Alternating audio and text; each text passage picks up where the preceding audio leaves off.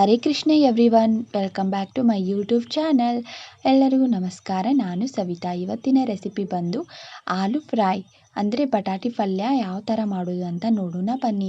ಅದಕ್ಕೆ ಬೇಕಾಗುವಂತಹ ಸಾಮಗ್ರಿಗಳು, ನಾನಿಲ್ಲಿ ದೊಡ್ಡ ಸೈಜಲ್ಲಿ ಈರುಳ್ಳಿನ ಕಟ್ ಮಾಡಿ ಇಟ್ಕೊಂಡಿದ್ದೀನಿ. ಜೊತೆಗೆ ಕೊತ್ತಂಬರಿ ಸೊಪ್ಪನ್ನು ತೊಗೊಂಡಿದ್ದೀನಿ, ಹಾಗೆ ಕರಿಬೇವು ಸೊಪ್ಪನ್ನು ತೊಗೊಂಡಿದ್ದೀನಿ. ನಂತರ ಹಸಿಮೆಣಸಿನ್ಕಾಯಿಯನ್ನು ತೊಗೊಂಡಿದ್ದೀನಿ.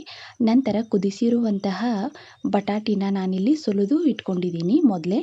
ಹಾಗಾಗಿ ನಂತರ ಕಾಯ್ದಂಥ ಎಣ್ಣೆಗೆ ನಾನಿಲ್ಲಿ ಸಾಸಿವೆ ಮತ್ತು ಜೀರಿಗೆನ ಹಾಕ್ಕೊಳ್ತಿದ್ದೀನಿ.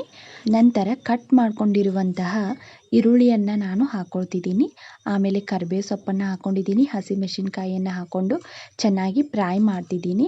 ಗೋಲ್ಡನ್ ಬಣ್ಣ ಬರೋವರೆಗೂ ಒಗ್ಗರಣೆನ ಫ್ರೈ ಮಾಡ್ಕೊಳ್ಬೇಕು. ನಂತರ ನಾನಿಲ್ಲಿ ಫ್ರೈ ಆದ ಒಗ್ಗರಣೆಗೆ ಸ್ವಲ್ಪ ಅರಿಶಿನ ಹಾಕ್ಕೊಳ್ತಿದ್ದೀನಿ. ನಂತರ ರುಚಿಗೆ ತಕ್ಕಷ್ಟು ಉಪ್ಪನ್ನು ಹಾಕ್ಕೊಳ್ತಿದ್ದೀನಿ. ಈ ಎಲ್ಲ ಪದಾರ್ಥಗಳನ್ನು ಹಾಕಿದಾದ ನಂತರ ಒಗ್ಗರಣೆನ ಮತ್ತೊಮ್ಮೆ ಫ್ರೈ ಮಾಡ್ಕೊಳ್ಬೇಕು. ಮೊದಲೇ ನಾನಿಲ್ಲಿ ಬಟಾಟಿನ ತಯಾರು ಮಾಡಿ ಇಟ್ಕೊಂಡಿರುವುದನ್ನು ಚಿಕ್ಕ ಚಿಕ್ಕದಾಗಿ ಕಟ್ ಮಾಡಿ ಒಗ್ಗರಣೆಯಲ್ಲಿ ಹಾಕ್ಕೊಳ್ತಿದ್ದೀನಿ.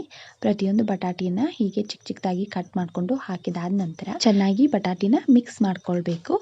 ನಂತರ ಅದರ ಮೇಲೆ ಕೊತ್ತಂಬರಿ ಸೊಪ್ಪನ್ನು ಹಾಕ್ಕೊಳ್ತಿದ್ದೀನಿ.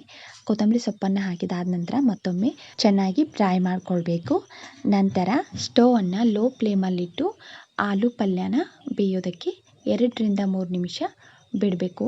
ಇನ್ನೂ ಚೆನ್ನಾಗಿ ಪಲ್ಯ ಬೆಂದು ಬರುತ್ತೆ ಮತ್ತು ಹಾಗೆ ಟೇಸ್ಟಿಯಾಗಿರುತ್ತೆ ಕೂಡ.